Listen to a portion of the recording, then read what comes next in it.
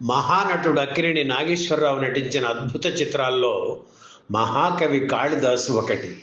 పౌరాణిక బ్రహ్మ కమలాకర కామేశ్వరరావు దర్శకత్వంలో అక్కినేని రెండు చిత్రాల్లో నటించారు. ఒకటి మహాకవి కాళిదాసు, మరొకటి గుండమ్మ కథ. సంస్కృత కవి కాళిదాసు జీవిత కథ ఆధారంగా రూపుదిద్దుకున్న ఈ సినిమాకు పింగళి రచన చేయడం ఒక విశేషం. కాళిదాసు మొదట్లో శుద్ధ అమాయకుడు, మూర్ఖుడు. తనకి కాళికాదేవి అనుగ్రహం లభిస్తుంది.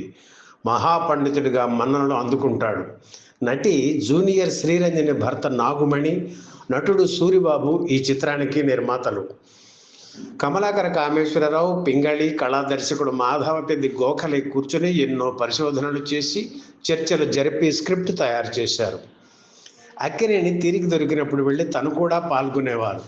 కాళిదాసు పాత్ర అక్కినేని చేయడం ఏమిటి అని విమర్శించిన వారు ఉన్నారు. విజయాధినేతల్లో ఒకరైన చక్రపాణి సైతం కాళిదాసు వేషానికి నువ్వేం బాగుంటావు, రామారావు బాగుంటాడు అని అక్కినేనితోనే డైరెక్ట్గా అనేశారు చక్రపాణి. ఛాలెంజ్గా తీసుకొని ఆ పాత్ర పోషించారు నట సామ్రాట్ అక్కినేని. ఏకంగా 93 రోజులు మహాకవి కాళిదాసు చిత్రానికి పనిచేశారు అక్కినేని. ఒక గొప్ప పాత్ర ఇచ్చారనే కృతజ్ఞతతో పారితోషికం గురించి కూడా పట్టించుకోలేదు. ఆ రోజుల్లో సినిమాకు 25,000 రూపాయలు తీసుకునేవారు ఆయన. మహాకవి కాళిదాసు చిత్రానికి అందులో సగమే తీసుకున్నారు. నటుడిగా ఎంతో తృప్తి ఇచ్చిన చిత్రాల్లో పాత్ర కాళిదాసు అని ఎన్నో సందర్భాల్లో చెప్పేవారు అక్కినేని.